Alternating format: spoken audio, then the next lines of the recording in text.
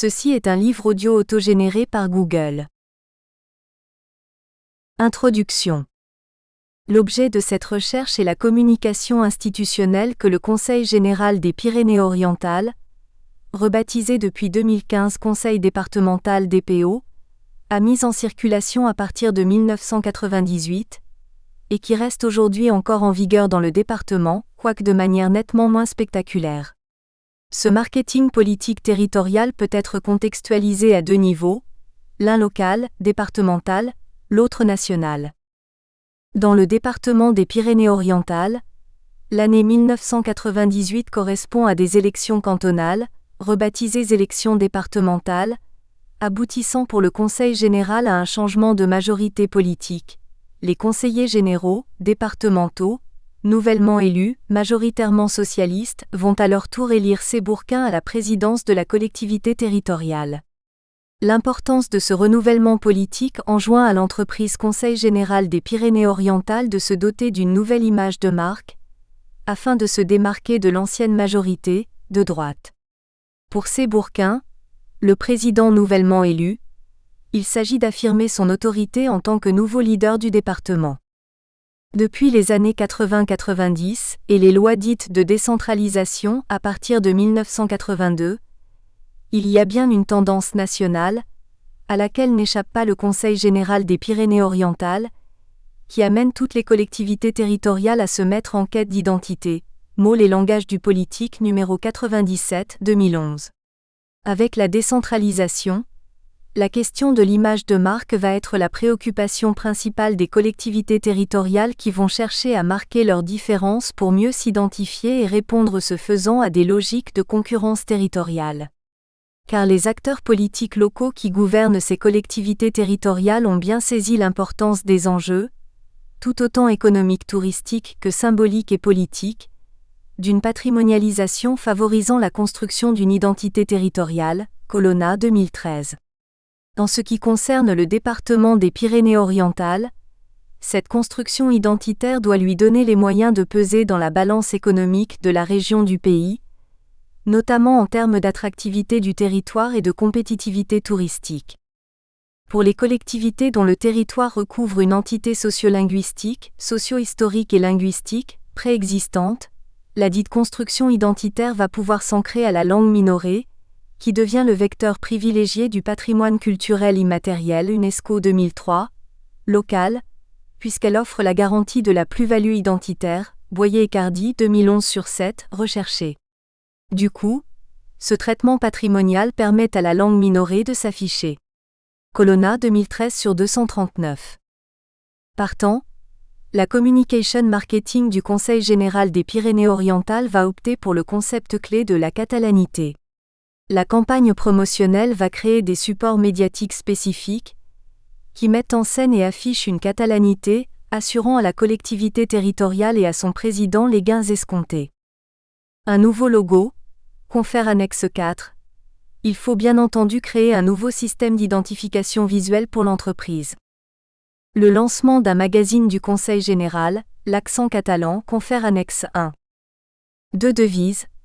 L'accent catalan de la République française est catalan avant tout, français par-dessus tout.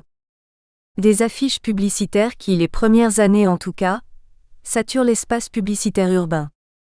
La création du site internet du Conseil général. À l'exclusion du dernier, ce sont ces mêmes supports dits de marketing qui constituent l'essentiel de notre corpus d'analyse. On y adjoindra quelques éléments de design d'environnement, Libart et Westphalen, 2014-1997, 20-22, qui concernent l'architecture extérieure des bâtiments propriété du Conseil général, l'aménagement de l'espace des lieux d'accueil avec le public, celui des sites dits naturels. Ce concept marketing de la catalanité va en outre permettre aux communicants de pourvoir ces bourquins d'une image politique forte, grâce à ce que P. Charodeau appelle un ethos d'identification, 2005A, 105-128. L'ethos est selon P. Charodeau affaire de croisement de regards. Il faut que se produise une rencontre entre le regard que l'instance citoyenne porte sur l'instance politique, et celui que l'instance politique porte sur l'instance citoyenne. Mais pour que cette rencontre se réalise, Il faut quelque chose de commun, et ce quelque chose de commun réside dans les valeurs qui, en se configurant d'une certaine façon, acquièrent une force symbolique et font fusionner les deux instances. 2005 à 67. La catalanité promue coïnciderait donc avec ce quelque chose de commun, tendu en miroir, dans un geste faussement consensuel, à toutes celles et ceux qui voudraient bien s'y reconnaître. Des représentations communautaires, Boyer, 2003, vont ainsi être mobilisées et spectacularisées par le communicant pour que fusionnent les deux instances, politiques citoyennes. Mais quelles sont au juste ces représentations ? À quels enjeux politiques et sociolinguistiques sont-elles de fait affiliées ? Ce marketing politique territorial s'inscrit dans la situation diglossique franco-catalane contemporaine. Les supports médiatiques créés, s'ils ont à cœur d'afficher une spécificité identitaire catalane pour promouvoir l'attractivité du territoire, reconstruisent l'interdiscours dominant en s'appuyant inévitablement sur des représentations sociolinguistiques, investies par le processus de domination et de dissimulation de cette domination, qui pèsent sur ce processus dans le sens de l'infériorisation de la langue dominée. Voyez 1990/106. Quel soubassement doxique, Amossi 2012-2000, cet interdiscours dominant prend-il alors en charge ? Notre travail s'emploiera à apporter des réponses concrètes à ces questions. En partant d'observations très micro, qui examinent les moyens verbaux et les stratégies discursives mises en œuvre par ce discours institutionnel, pour agir sur ces allocutaires en tentant de les faire adhérer à une thèse, de modifier ou de renforcer les représentations et les opinions qu'elles leur prêtent. Amossi 2012-2000, 47. On rejoindra la perspective macro-sociolinguistique en montrant que cette parole institutionnelle participe de fonctionnement diglossique et contribue pleinement à l'idéologisation du conflit diglossique franco-catalan. Ce concept sociolinguistique, fondamental à notre réflexion, mérite dès à présent d'être précisé grâce à la modélisation qu'en propose H. Boyer. On considère qu'une idéologie diglossique repose sur la production de deux représentations des langues en présence. Une représentation de la langue dominante, A, et une représentation de la langue dominée, B, parfaitement antagonistes. La fonction de l'idéologie diglossique est d'orienter cet antagonisme au profit de la langue A, car l'issue doit être une substitution en sa faveur, de sorte que la violence de cette logique de substitution est sinon totalement occultée du moins atténuée afin d'être acceptable. Comment ? Par le jeu subtil d'une dualité estimatoire, tout ce qui se rapporte à la langue dominée est à la fois dévalorisé et surévalué. Ainsi, si la représentation de la langue A présente un contenu nettement positif, langue de plein exercice sociétal, langue de la modernité, du progrès scientifique, technologique et de l'ascension sociale, la représentation de la langue B a un contenu paradoxal, langue des racines, de la sphère privée mais aussi de la ruralité, de la tradition, donc, du passé, qui tend à se figer en deux stéréotypes dont les traits sont radicalement opposés. On peut identifier un stéréotype plutôt positif. La langue B est la langue des aïeux, celle de l'affect, de l'authenticité, et un stéréotype nettement négatif. La même langue B n'est pas une vraie langue de communication sociale, elle est attachée à une époque révolue, un mode de vie dépassé. D'où les attitudes générées par un tel pseudo-équilibre socio-cognitif, tout aussi paradoxal. Sublimation, idéalisation, fétichisation mais aussi stigmatisation, autodénigrement, culpabilité. Voyez 2004b, c'est moi qui souligne. Notre recherche s'inscrit dans le cadre théorique de la sociolinguistique dite périphérique, qui étudie le contact des langues en présence sur un même territoire, dans une même société, en termes de conflit, plus exactement en termes de dynamique conflictuelle. Une situation diglossique est une situation héritée de l'histoire. Elle suppose une concurrence linguistique déloyale, avec un rapport de force déséquilibré d'une langue dominante, ici le français, sur l'autre, dite dominée, ici le catalan. La sociolinguistique périphérique pose dans le même temps l'impact des représentations sur cette situation de dominance et sur sa dynamique substitutive, qu'elles ont pour fonction première d'occulter. Le sociolinguiste est amené à désigner les lieux de diffusion, de perpétuation, des représentations idéologies diglossiques et à mettre en évidence leur rôle dans l'évolution de la diglossie. Boyer, 1990/108. tel sera très précisément le point de vue scientifique adopté, désigner le Conseil général des PO comme un lieu de diffusion et un lieu de perpétuation des représentations diglossiques, son marketing politique territorial participant au développement du processus diglossique lui-même. Gardy et Lafont, 1981/84. Nous n'aborderons qu'à la marge les facteurs politico-historiques du long processus diglossique franco-catalan, notre positionnement scientifique se limitant à montrer comment ce marketing territorial met en scène l'évidence d'une diglossie franco-catalane contemporaine stable, pour mieux recouvrir les aspects socio-historiques du conflit linguistique et la dynamique de substitution quasi aboutie. Cette catalanité mérite alors d'être interrogée, remise en question. Le traitement sociolinguistique doit s'attacher à en rendre compte pour ce qu'elle est, une construction représentationnelle, Boyer 2007/41, qui accompagne le processus diglossique franco-catalan dans sa phase actuelle et qui en précipite la dynamique substitutive. Cela amène inévitablement l'analyse à une forme de dénonciation, puisqu'il s'agit à chaque fois de remettre en jeu, et donc en cause, tout ce que le jeu des représentations tente précisément d'occulter, de mettre entre parenthèses. Cette posture méthodologique ne doit cependant pas être confondue avec un quelconque parti pris politique. Elle est inhérente à la démarche sociolinguistique périphérique et s'affranchit de tout clivage politique. Ainsi, les analyses des différents supports constitutifs du corpus devront être appréhendées comme des études de cas qui illustrent l'ambivalence patrimoniale, Colonna, 2013/328, de cette parole politique dans l'espace diglossique franco-catalan contemporain, et ce indépendamment de son obédience politique. Ces études de cas s'attacheront à confirmer que la dite ambivalence patrimoniale mérite d'être envisagée comme un trait caractéristique du conflit diglossique actuel, ibidem.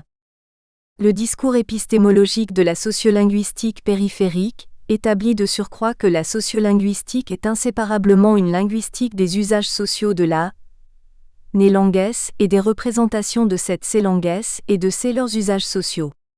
Voyez 1990/104, c'est moi qui souligne.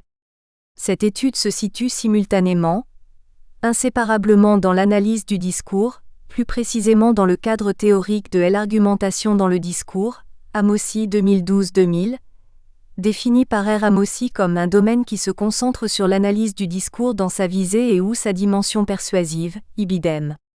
40. L'analyse argumentative du discours, nourrie des théories rhétoriques ibidem, opte pour une approche à la fois langagière, mise en œuvre des moyens verbaux, communicationnels. L'argumentation vise un auditoire, et elle ne peut être dissociée de la situation de communication dans laquelle elle doit produire son effet, ibidem. Dialogique, l'argumentation veut agir sur un auditoire et doit de ce fait s'adapter à lui. Elle est prise dans une confrontation de points de vue dont elle participe même lorsqu'il est n'apostrophe. Il n'y a pas polémique ouverte, ibidem. Et figurale, l'argumentation a recours aux effets de style et aux figures qui ont un impact sur l'allocutaire, ibidem. 41. Sur l'axe linguistique, on empruntera en outre certains de ces outils à la praxématique, termes et concepts particulièrement pertinents pour rendre compte des nominations, catégorisations et des productions d'identité, de sens actualisés par cette parole institutionnelle. Par ailleurs, la particularité de notre objet d'étude est qu'il se situe au croisement d'autres disciplines telles que la science politique, l'économie marketing ou encore les sciences de l'information et de la communication. Une spécificité pluridisciplinaire qui s'est imposée à la recherche dès ses débuts, et qui a contraint la démarche méthodologique à un bricolage scientifique, en tout cas à un éclectisme certain.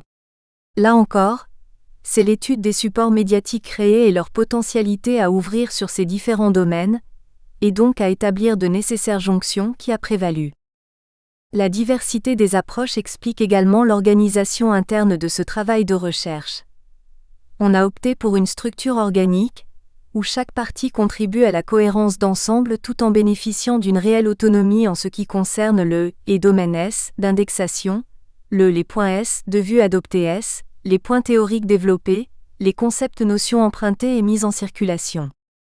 La première partie posera une problématique d'identification inhérente à notre objet d'étude, communication ou marketing politique, qu'elle tentera de mieux cerner à partir d'un parcours notionnel documenté. Les deuxièmes, Troisième et quatrième parties se consacreront à l'analyse détaillée des principaux supports créés par ce marketing politique. La deuxième partie rendra compte de l'argumentation rhétorique des deux devises. L'accent catalan de la République française est catalan avant tout, français par-dessus tout. On se positionnera pour une version forte, Monsieur Bonhomme 2009/39, de l'argumentativité des figures du discours. On montrera en quoi ces formes sens, ibidem, sont conçues pour influer sur et renforcer les représentations sociolinguistiques. On examinera comment ces processus rhétoriques entrent pleinement dans les stratégies discursives du fonctionnement diglossique. L'accent catalan numéro 29 sera l'objet de la troisième partie. Les conditions de parution de ce numéro en font pour l'analyse sociolinguistique, un support exemplaire qui illustre que la représentation se cultive ostensiblement en terrain polémique, conflictuel. Voyez 1990/113. Il paraît en effet mi-septembre 2005, juste après que les événements politico-médiatiques liés au toponyme Septimanie aient plongé le département dans une crise identitaire durant tout l'été. Il est du coup un précieux témoignage de ce que l'idéologie diglossique met en œuvre pour maintenir le rapport de force dans la lutte symbolique, Bourdieu. La quatrième partie sera consacrée au logo, pivot stratégique de cette communication institutionnelle. Son discours visuel sera au centre d'un traitement sociolinguistique qui, dans une perspective à la fois synchronique et diachronique, mettra en évidence sa contribution active à l'idéologisation du conflit diglossique franco-catalan. La mythification, Boyer 2003, 2008b, qu'il charrie, bien que profondément enfouie et dissimulée par un stratagème imitatif, a manifestement pesé d'un poids déterminant sur elle. Imaginaire patrimonial, Boyer, 1997, depuis 2 décennies. Support privilégié de propagande, on verra comment le logo garantit à ce pouvoir territorial une fonction d'encadrement. Rouquette, 2004/75, inhérente au contrôle social que vise la dominance en situation de diglossie. Notre objet d'étude est particulièrement représentatif d'une patrimonialisation institutionnelle en contexte diglossique. C'est ce que développera la cinquième partie. Ercolona 2011-2013 montre qu'un certain traitement patrimonial des langues dites régionales, c'est-à-dire minorées, et l'ambivalence des politiques publiques récentes qui l'accompagnent, doivent être pris en considération par l'analyse sociolinguistique périphérique. On le suivra en pointant le stéréotypage ambivalent, Boyer, 2007, qui caractérise en continu ce marketing politique territorial. La patrimonialisation sera aussi envisagée dans sa modalité sémioculturelle, Boyer, 2014-2016, largement investie par les supports médiatiques créés, qui offrent de facto un point de rencontre entre ces deux aspects de la patrimonialisation. Première partie, Communication Marketing Politique. À observer les différentes appellations données depuis la deuxième moitié du XXe siècle aux structures partisanes nouvelles chargées de la communication politique. Albouy, 1994/12.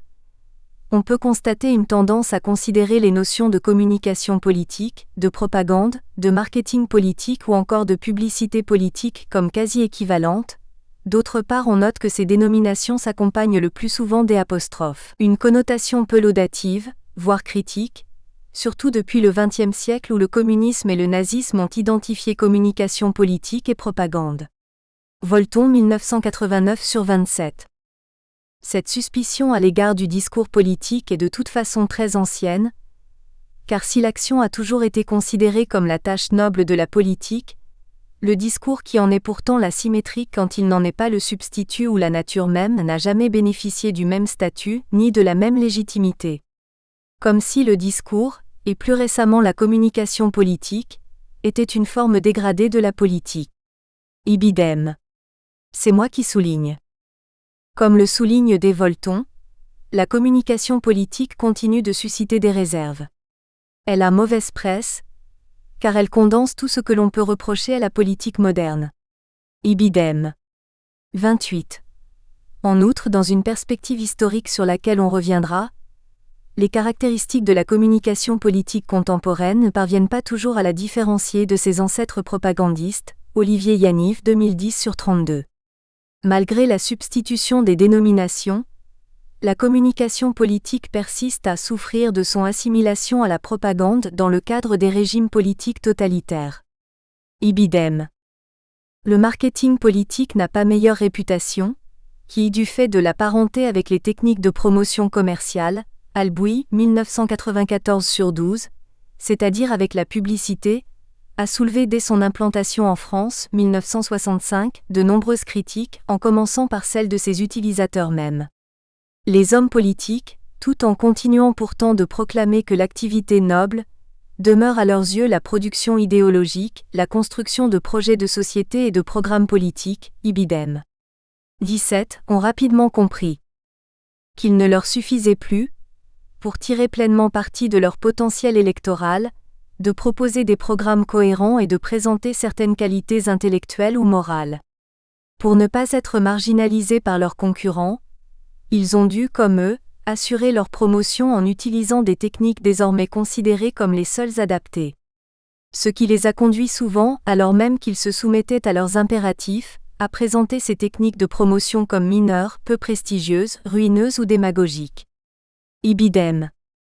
La dénomination marketing politique est de fait soigneusement évitée par les hommes politiques et par les professionnels de la communication qui les encadrent. D'après S. Albouy, elle est plutôt retenue par ceux qui tentent de décrire le marketing politique et de l'expliquer. Ibidem. 21. Les expressions publicité politique ou marketing politique évoquent immédiatement des pratiques ayant une trop forte dimension commerciale, ce qui pourrait expliquer la tendance actuelle à préférer l'expression vague de communication politique. Ibidem.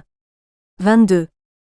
On n'aura certes pas la prétention dans ce qui suit de lever tous les problèmes d'identification auxquels peut se confronter l'analyse de ces activités pratiques de persuasion politique, ni toutes les confusions terminologiques que S. Albouy attribue à la forte polysémie du terme communication. Ibidem. 23. Mais on tentera de clarifier un peu les choses en ayant pour seul objectif celui de mieux délimiter notre objet d'étude. 1. La notion de communication politique. 1.1. Une notion en extension. Face à la prolifération des domaines d'investigation liés à la communication, en tant que phénomène social, P. Charodeau propose d'envisager 3 manières de concevoir la communication.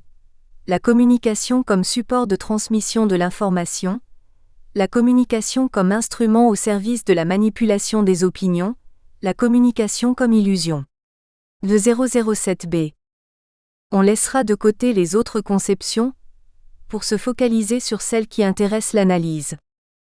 La communication entendue comme instrument au service de la manipulation des opinions, nous vient du monde politico-médiatique.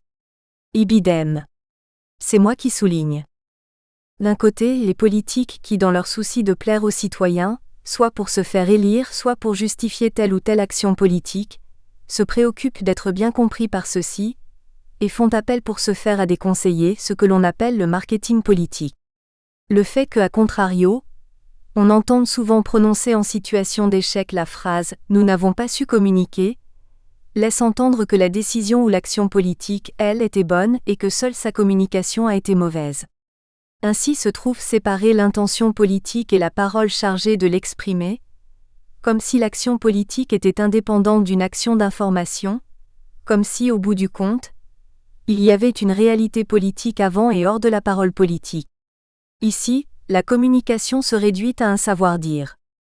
D'un autre côté, les journalistes qui, voulant justifier leur métier, opposent ce qui définirait la finalité de leur pratique à celle de l'action politique, l'information pure de toute intention manipulatrice, opposée à la communication, elle, manipulatrice. On peut penser qu'il s'agit pour ceux-ci de se défendre face aux critiques qui leur sont adressées quant à la collusion, voire la complicité qui existe et est entretenue entre ces deux mondes. Il s'agit donc de laisser entendre que le monde journalistique n'a pas d'intention manipulatrice, que son rôle consiste à transmettre l'information dans une visée de faire savoir, et non pas de faire croire. Ibidem. Cette conception de la communication qui nous vient du monde politico-médiatique paraît être celle qui coïncide avec l'usage dominant de la dénomination communication politique. Cependant, les choses ne sont pas aussi simples. Il apparaît que la notion de communication politique, telle que l'utilisent les politologues, est beaucoup plus extensive, puisqu'elle tend à englober tous les phénomènes de communication entre gouvernants et gouvernés. Albuy, 1994/23. Ainsi des Volton, qui inscrit son travail en faux contre le discours assez dominant qui voit dans la communication politique une caricature de la politique, le triomphe de la communication entendue comme la domination de la forme sur le fond, 1989/29, en donne la définition élargie suivante. L'espace où s'échangent les discours contradictoires des trois acteurs qui ont la légitimité à s'exprimer publiquement sur la politique, et qui sont les hommes politiques, les journalistes et l'opinion publique au travers des sondages. Ibidem. 30. Des Volton précise les avantages d'une telle définition. Elle insiste sur l'idée d'interaction de discours contradictoires tenus par des acteurs qui n'ont ni le même statut, ni la même légitimité, mais qui de par leur position respective dans l'espace public constituent en réalité la condition de fonctionnement de la démocratie de masse. Ibidem. C'est moi qui souligne. La communication politique est ici conçue comme un lieu d'affrontement des discours qui portent sur la politique, ibidem. C'est moi qui souligne. C'est cette circulation-interaction de trois discours contradictoires, celui des hommes politiques, celui des journalistes et celui de l'opinion publique au travers des sondages, dans l'espace public politique, qui est constitutif de la communication politique, celle-ci étant définie moins comme un espace de communication, que comme un espace de confrontation de points de vue contradictoires. Ibidem. Un autre avantage de cette définition est de rappeler que tous les discours politiques du moment ne sont pas dans la communication politique. Seuls y figurent ceux qui font l'objet de conflits et de polémiques. Ibidem. 33. Ces points sont importants, qui spécifient en creux notre objet d'étude. Les critères établis permettent d'avancer que le discours politique qui nous occupe n'entre pas dans la communication politique, au sens défini par des Volton. En effet, si ce discours est politique, il n'ouvre sur aucun espace d'affrontement de discours contradictoires puisque le contrat de communication politique Charodot 2005A, 40-49, qui le caractérise ne met pas en présence les deux autres acteurs légitimés à s'exprimer publiquement sur la politique, des Volton confère supra, les journalistes et l'opinion publique. C'est cette spécificité des partenaires du dispositif que l'on doit à présent préciser. 1.2. Le dispositif de la situation de communication.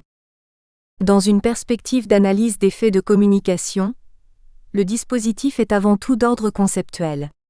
Il est ce qui structure la situation dans laquelle se déroulent les échanges langagiers en les organisant selon les places qu'occupent les partenaires de l'échange, la nature de leur identité, les relations qui s'instaurent entre eux en fonction d'une certaine finalité.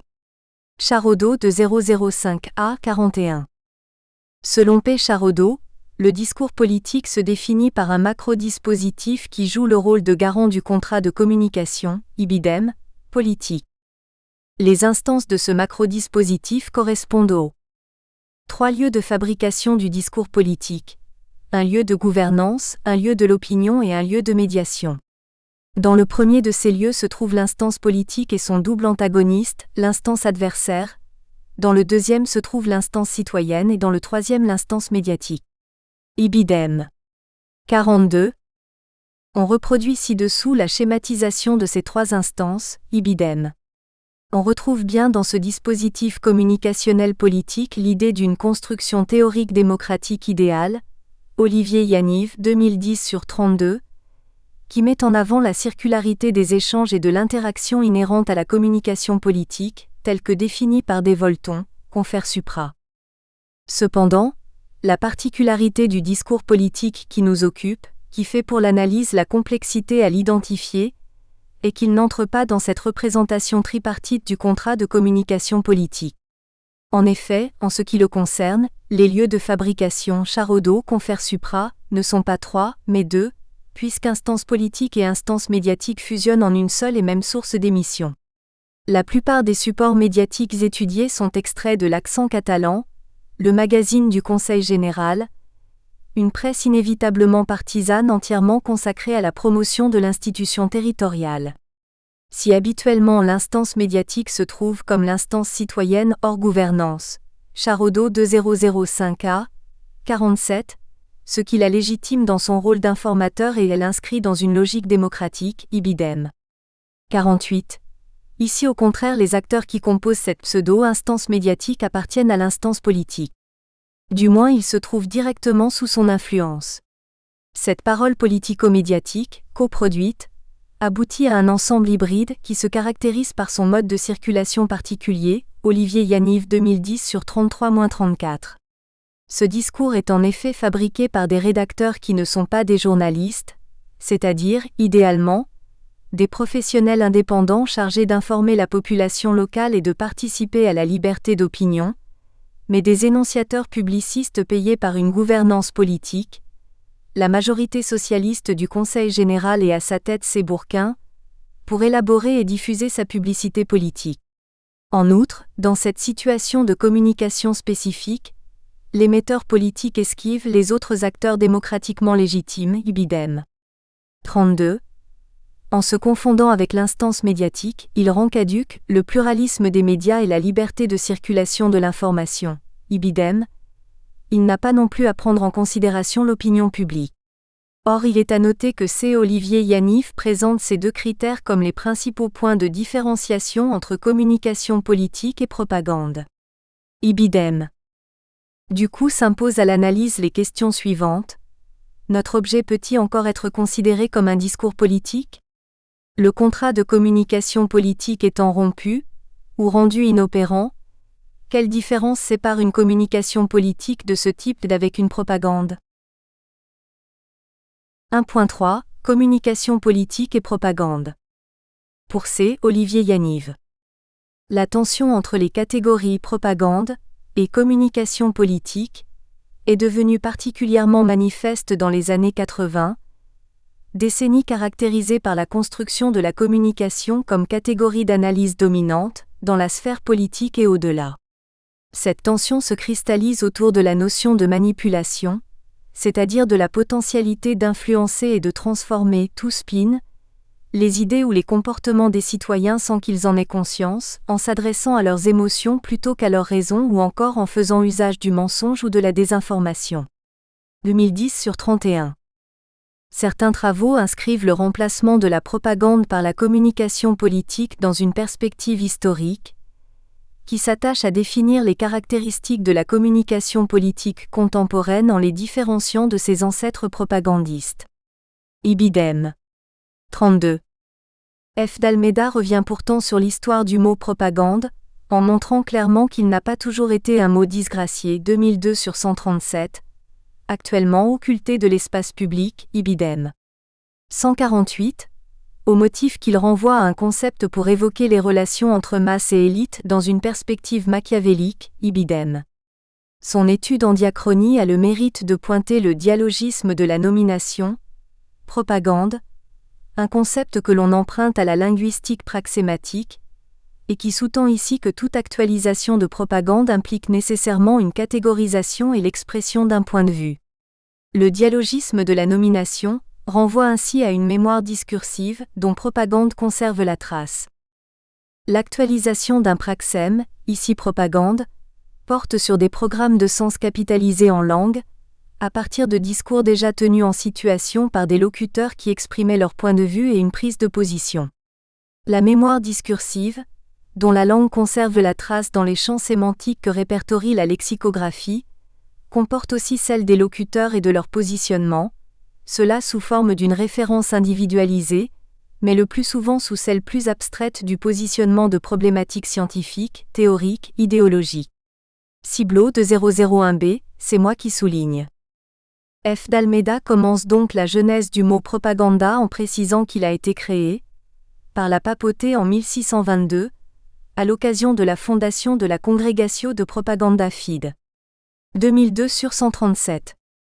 Dès ses origines, le mot propagande désigne un ministère, celui que l'Église met en place pour dépasser ses auditoires restreints et viser une communication large, ouverte, universelle, ibidem. Si, le passage à la politique tarde à venir, ibidem. 138. Au moment de la Révolution française, le terme est reconnu par l'Académie et possède désormais son second sens de propagation des doctrines et des opinions. Condorcet, dès 1792, en donne une définition canonique: action organisée en vue de répandre une opinion ou une doctrine, surtout politique. Ibidem. C'est moi qui souligne. Au XIXe siècle, le mot propagande apparaît, dans les textes de républicains et de socialistes, comme une sorte de levier de transformation du monde, ibidem. 140. Une première occurrence du verbe dérivé propagander, datant de 1862, manifeste que le nouveau terme n'est alors aucunement victime d'une connotation négative. Une dimension éducative le renforce. Il ne s'agit plus seulement de planter des missions, mais d'établir une éducation doctrinale pérenne. Ibidem. C'est moi qui souligne. Popularisé, propagande devient d'une utilisation fréquente et d'autres associations se l'approprient pour définir leurs activités de diffusion d'informations. Commence ainsi une propagande sanitaire. L'emploi de la propagande médicale caractérise les actions de comités de lutte contre l'alcoolisme ou la tuberculose. Faire de la propagande devient un moyen d'agir sur les esprits pour changer des situations sociales, pour réformer la société en profondeur. Ibidem. À partir des années 1880, le terme fortement utilisé par les socialistes fait aussi émerger la figure du propagandiste, ibidem. 141. Tout à la fois orateur et éducateur. Jaurès veut ainsi parvenir à gagner toute la nation. Aucun artifice, aucun mécanisme à surprise ne dispense le socialisme de conquérir par la propagande et la loi la majorité de la nation.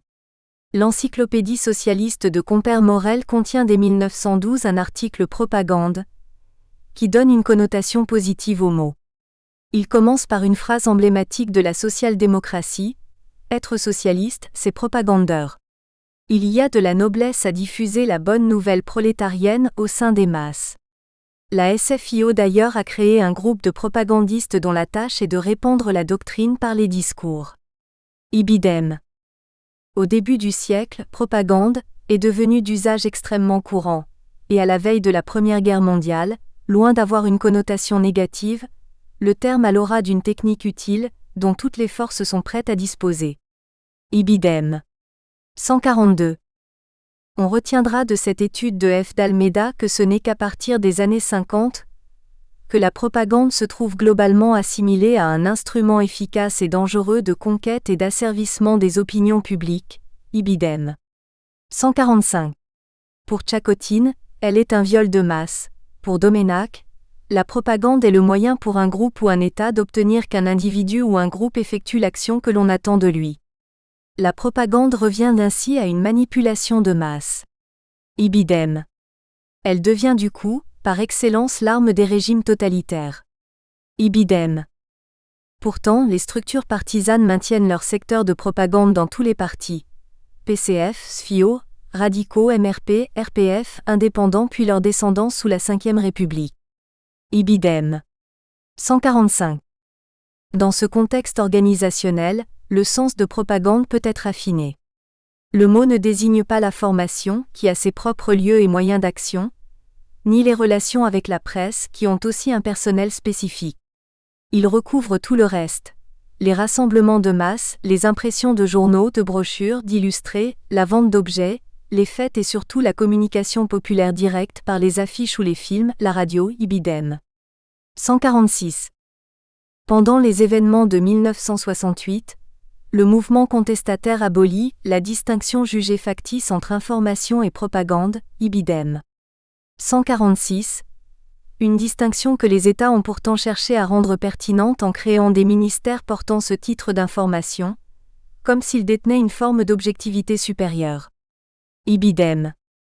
Les étudiants dénoncent l'usage des médias par des gouvernements et de grandes entreprises à des fins de manipulation de masse. La notion de propagande subit un discrédit en tant qu'instrument d'oppression au service des groupes dominants. L'anti-autoritarisme se nourrit d'une nouvelle approche de l'échange de messages dans les espaces publics. La théorie de la communication arrive alors en Europe. Elle avait été fondée dans les années 1930 par des théoriciens antifascistes réfugiés aux États-Unis. Elle postule l'égalité entre les participants au processus de communication. Son caractère démocratique explique son succès dans les milieux intellectuels contestataires et la diffusion de ce paradigme dans tous les secteurs de la société. Le Parti socialiste est le premier parti qui décide en 1977 de modifier l'intitulé de son secrétariat à la propagande pour y ajouter le mot de communication politique.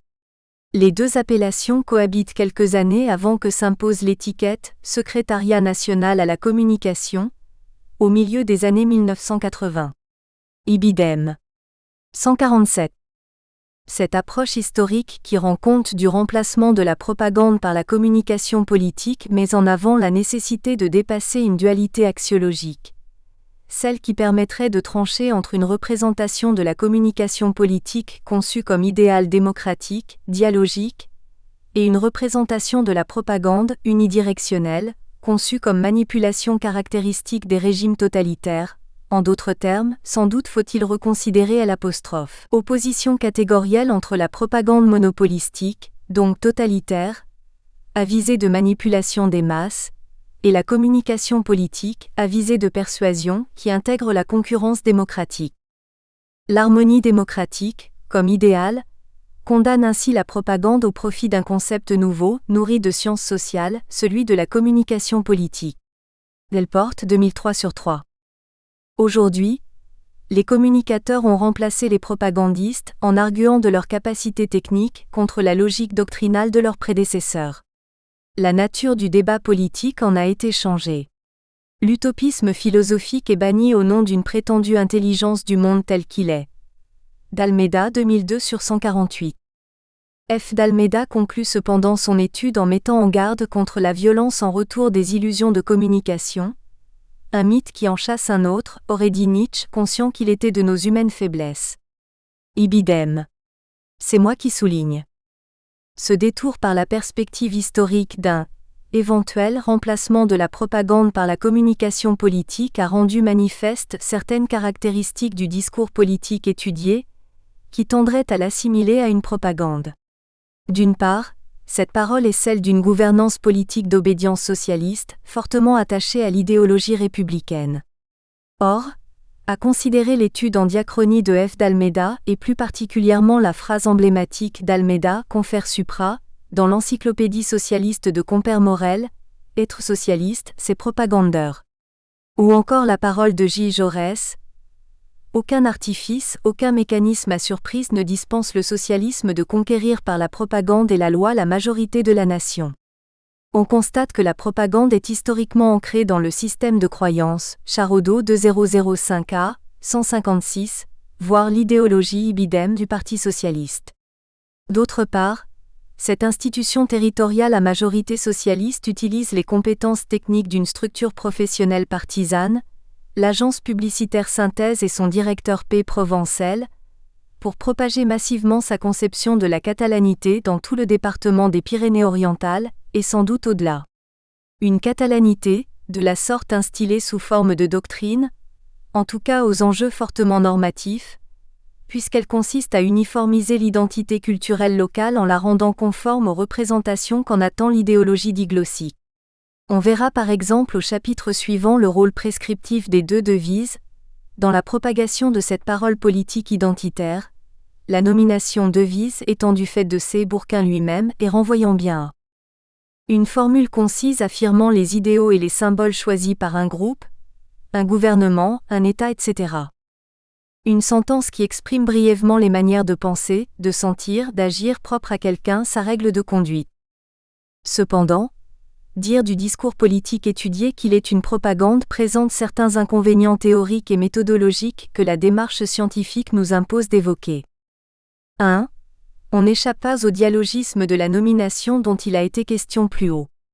Et donc, si l'on pose que notre objet d'étude est une propagande, on exprime à notre tour un point de vue, un positionnement qui n'est recevable qu'en rappelant que l'on inscrit cette étude dans le cadre sociolinguistique du conflit diglossique, où l'on pose que le discours politique qui nous occupe est celui de la dominance, et qu'à ce titre il entre dans des stratégies discursives de fonctionnement diglossique. C'est d'ailleurs très exactement ce que les prochaines parties 2, 3 et 4 s'attacheront à démontrer. 2. Pour autant, le point de vue de l'analyse du discours qui est également le nôtre, suppose de son côté d'éviter de confondre les points de vue d'analyse, car une chose est l'intention de sens que peut avoir un locuteur en produisant un discours, autre chose les sens possibles que peut véhiculer le discours produit, autre chose encore les effets que construit ou reconstruit le récepteur. Ces effets, il faudrait pouvoir les observer, les décrire, voire les mesurer, car c'est à travers les effets réellement produits que l'on voit si les discours visés s'avèrent effectivement manipulatoires. Or on le sait, la question de l'étude de la réception des discours est délicate à étudier. Charaudot de 009a, 2. Ainsi, pour clarifier méthodologiquement la posture d'analyse vis-à-vis de ces phénomènes, ibidem, P. Charaudot propose de distinguer 3 lieux de pertinence.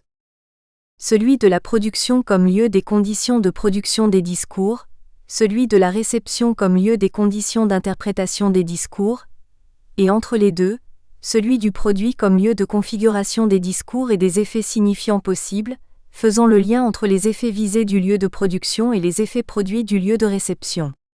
Ibidem. Il semble que ce soit dans ce lieu des effets signifiants possibles, ibidem. C'est moi qui souligne que doivent se situer le point de vue de l'analyse du discours. Si notre objet d'étude est incontestablement un discours propagandiste, au sens où le détermine P. Charaudot, c'est-à-dire un champ discursif dont la visée discursive est d'incitation, ibidem, la démonstration d'un discours de propagande à proprement parler qui est l'un des types de discours en circulation à l'intérieur de ce champ, ibidem. 3. Reste à faire.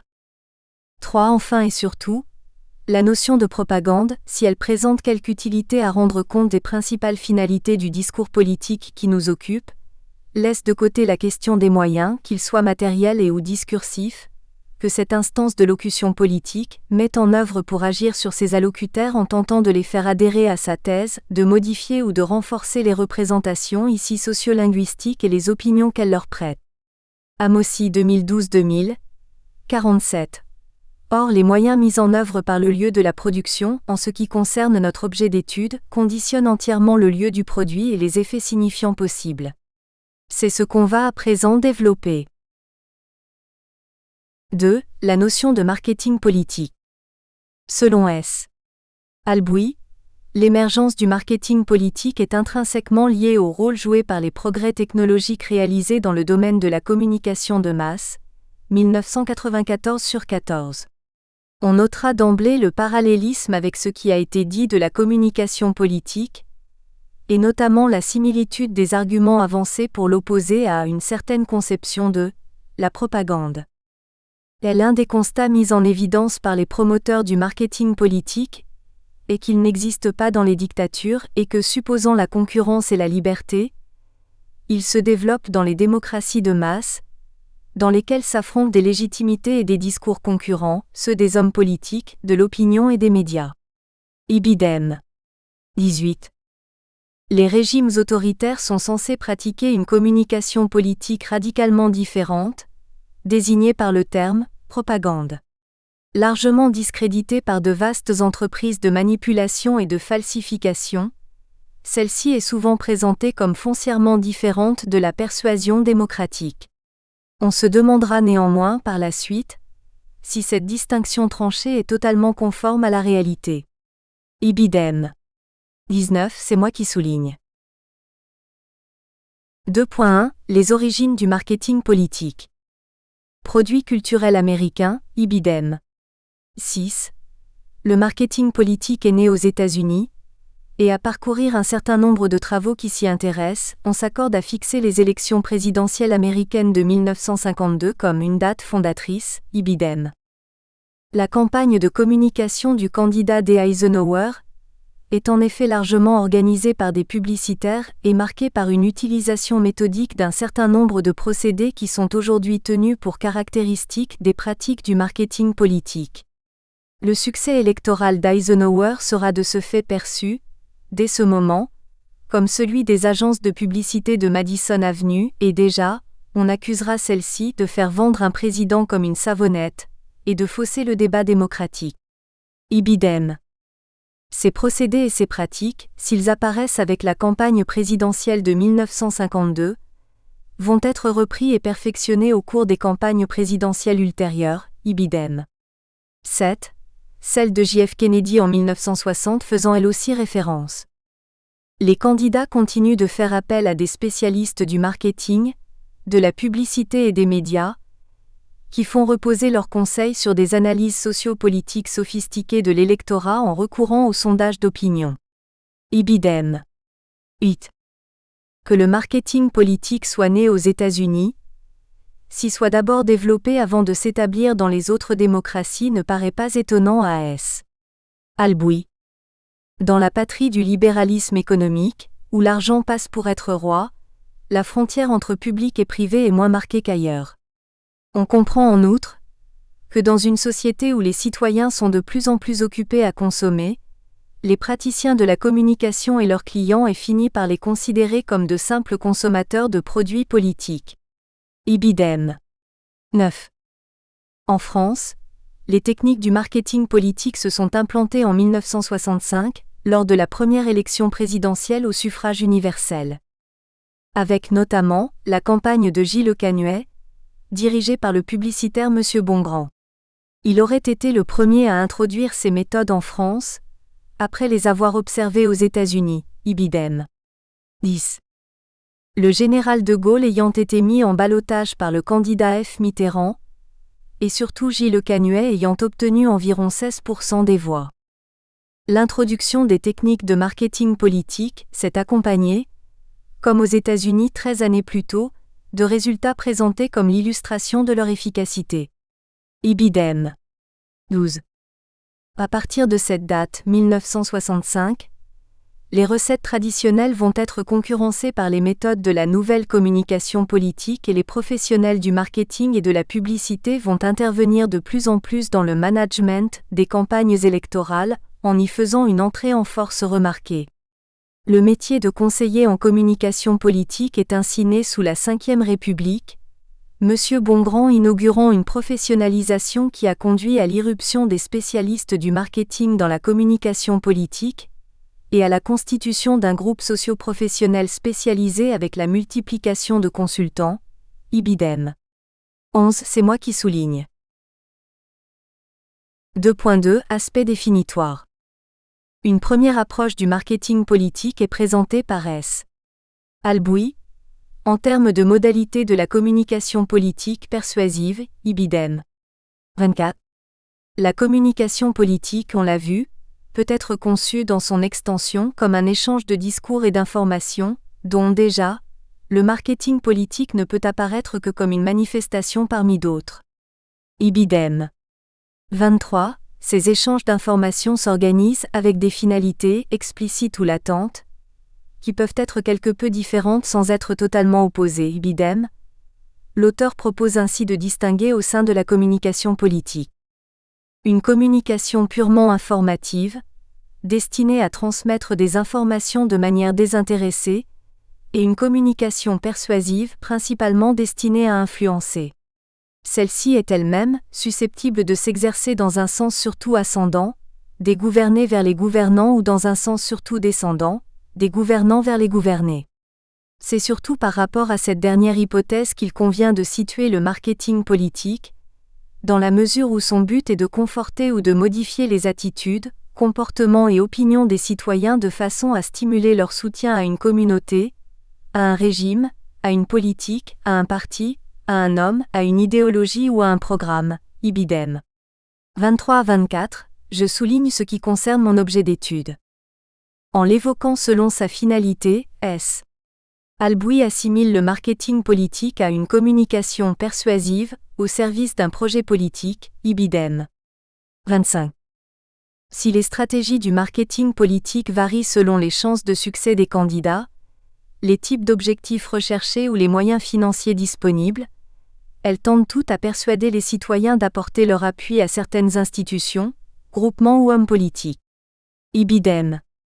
Pour autant, le marketing politique, c'est aussi cet ensemble de théories, de méthodes, de techniques et de pratiques sociales inspirées du marketing commercial, qui sont toutes destinées à persuader les citoyens d'apporter leur soutien à un homme, à un groupe ou à un projet politique, ibidem.